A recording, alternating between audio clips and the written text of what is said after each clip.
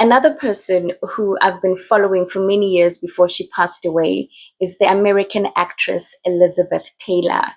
Now, one of the reasons that I loved Elizabeth Taylor is because she used her profile, her very high profile, her reach, her access to her social network to raise awareness on HIV and AIDS. So, another reason that I have a soft spot for Elizabeth Taylor as a global HIV advocate is that she remarried Richard Burton in Botswana. And apart from being my favorite HIV advocate, it's because she also loved Botswana, my home country. And here's what they have to say. Actress Elizabeth Taylor secretly remarried her ex-husband, Richard Burton, also an actor, while on holiday in Chobe Game Park on October 10th, 1975.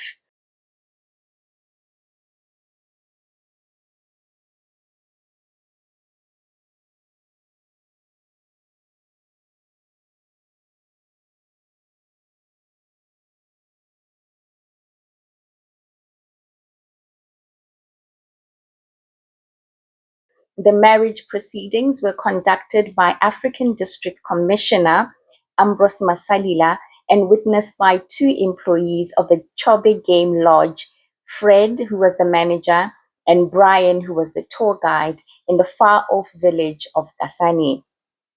News of this marriage surfaced 5 days after they had tied the knot.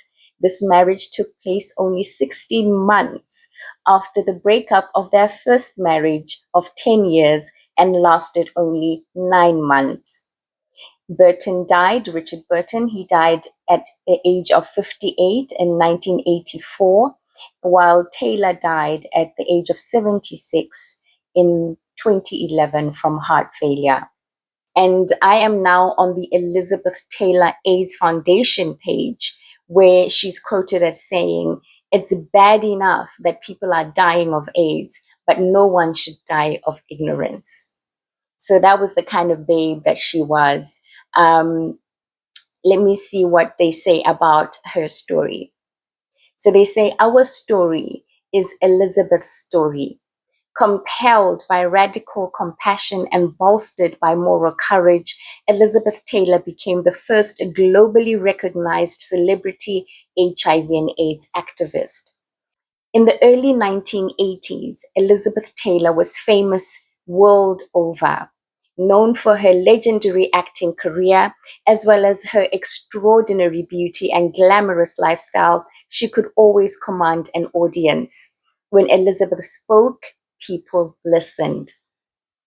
As ignorance, fear, and prejudice fueled the emerging HIV and AIDS epidemic, Elizabeth simply could not remain silent. She used her massive celebrity platform to speak truth to power, exposing the injustice of society's response to the disease. Her underlying conviction and passion raised hundreds of millions of dollars, changed the hearts and minds of a generation, and saved countless lives. In 1985, Elizabeth chaired AIDS Project Los Angeles Commitment to Life fundraiser. At the same time, the disease struck close to home as her dear friend, Rock Hudson, died of AIDS. So began her tireless commitment to end the epidemic. Elizabeth co-founded the Foundation for AIDS Research, AMFA, in 1985 and regularly lobbied President Reagan and Congress to address the crisis. She established the Elizabeth Taylor AIDS Foundation, ETAF, in 1991 to provide direct care along with love and moral support to the most vulnerable patients. Just as the public embraced Elizabeth's activism, the world recognized her humanitarian efforts. France honored her with the Legion of Honor, and President Clinton awarded her the Presidential Citizens Medal. In 2000, Queen Elizabeth I named Elizabeth a Dame Commander of the Order of the British Empire. Elizabeth passed away in 2011. Today, the Elizabeth Taylor AIDS Foundation carries forward Elizabeth's voice and mission in the fight for social justice and human rights for people living with HIV and AIDS to achieve an AIDS-free world.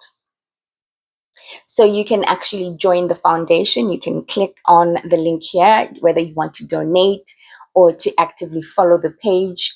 There is so much that this foundation does. And I'm specifically talking about Elizabeth Taylor because she's one of the people that I absolutely appreciated and loved because of how she used her profile to raise awareness on HIV and AIDS, specifically the stigma and what she called the ignorance surrounding this health condition. Alrighty, my friend, thank you so much for joining me today. I hope you're having a lovely day where you are, but most importantly, I hope you're having a healthier day wherever you're watching me from. Bye.